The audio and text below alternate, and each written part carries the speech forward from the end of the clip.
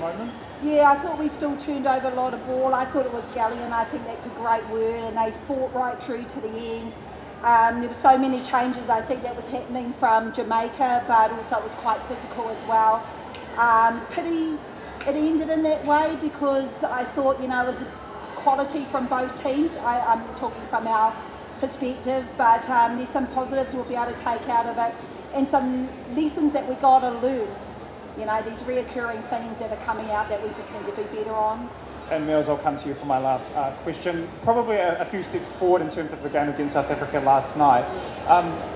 Down that attacking end, it seemed like you got some flow at some times, but a little bit hesitant on attack and other times. What was your thoughts on down that attacking end?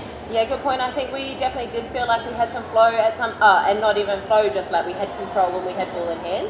Then there were just a couple of moments where we just let it slip, and it was the same kind of thing. We knew we couldn't play into their hands. We knew we couldn't let the long, slow, high ball go, which was what we were so clear on and focused on what we wanted to do. It's just when we went away from that was when we just, made the mistakes, and I think it was more us that, threw more ball away than anything else. But yeah, I think we were in it until, we just let ourselves down a little bit, but actually for most of it, I was real proud on our intent to stick to our game plan.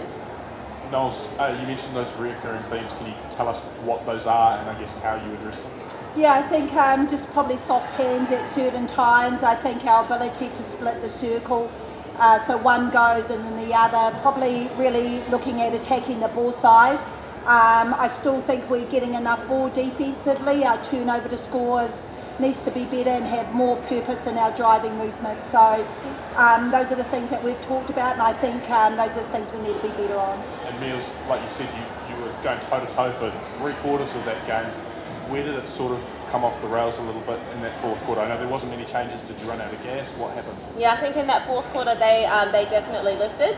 I think we lost a couple centre passes in a row. We just weren't ready fast enough. I don't think we were prepared and being able to then commit to what play we wanted to run. So I think we were caught reacting a little bit, which we just know that we can't do. We know we have to be prepared nice and early, so we can demand more of each other on what we want in the structure.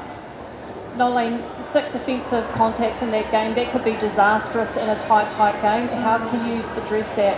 Yeah, it's something that we talked about. We've got to keep the dukes down and move our feet, keep our body up. Those are the clear things in regards to the skill sets that need to be better. Were you tempted at bringing Gina Crampton on at some point with the experience that she brings? Yeah, tempted. To be honest, there were a few temptations that were happening during the game, and then something happened that actually settled it, and hence the decision just to pull it out. I think those are the things that we're sort of, when you take somebody off, it's not necessarily that you're taking a weakness off, but it's it brings something else on that may counteract something. There's a lot of decisions around it, so we were thinking about changes right throughout the match.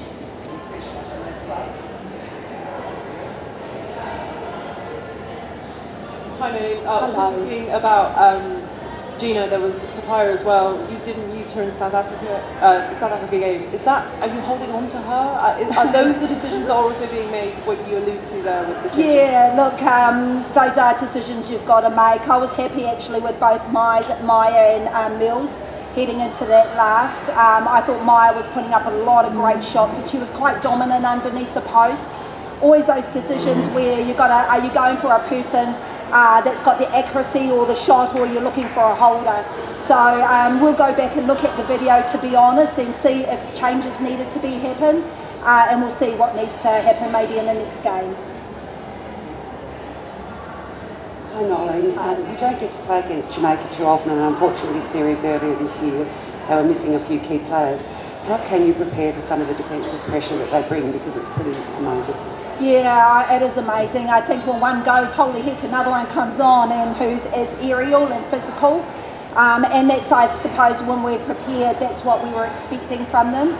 I think once again, when we keep the ball low, we're actually really good. When we keep movement, we're not too bad as well. So those are probably the things that we'd look at doing better if we get the opportunity. So we'll see what the next stage brings. Thank you. Thank you.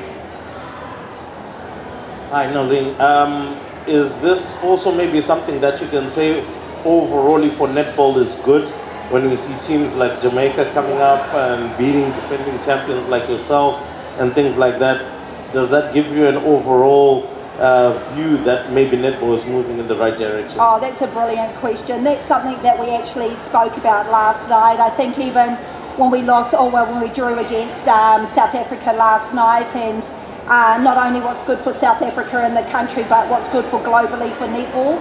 Honestly, Jamaica have always touched up the teams over the last 2 years, and Commonwealth Games probably highlighted their prowess out on court.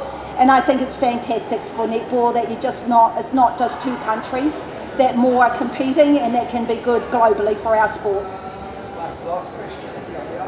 Noel, could you just talk through the decision to keep Kelly in the mid-court when obviously Jane and Karen were trying so hard to guard Janelle? Why not opt for extra height at the defensive end? Yeah, height's not necessarily. When we looked at yesterday in our stats, both Cuttin and Jane were turning over the ball on the in circle. Kelly wasn't, or hasn't been. So height's not too bad. I mean, it's good when you're going toe for toe, but also you've got to be able to get ball. So that's probably the difference at the moment with Kelly going in. I'm not negating that she's not going to go back in and goal keep. I think that's always an option. But I thought we turn over enough ball in our defensive end. We just got to make sure that we can take it through. Last question. Your experience of being in South Africa in Cape Town World Cup? It's been, we've been enjoying it. We've obviously, we've been loving the culture that's been presented as well too. The experience yesterday, I think we've all talked about it so much, of the crowd being able to back their home team, is something that even on the opposite feel of it is you can't be anything but in awe of it. They're so proud of their team, they're so behind their team. So that's something I think everybody can respect, even us not being on the receiving end of it. It was a massive moment yesterday, and you can't help but feel the emotions, the love, and how proud they must have been as well to play in front of a crowd like that. So yeah, can't be anything but in awe of it. Right, thank you. Thank you so much. Guys. Thank you.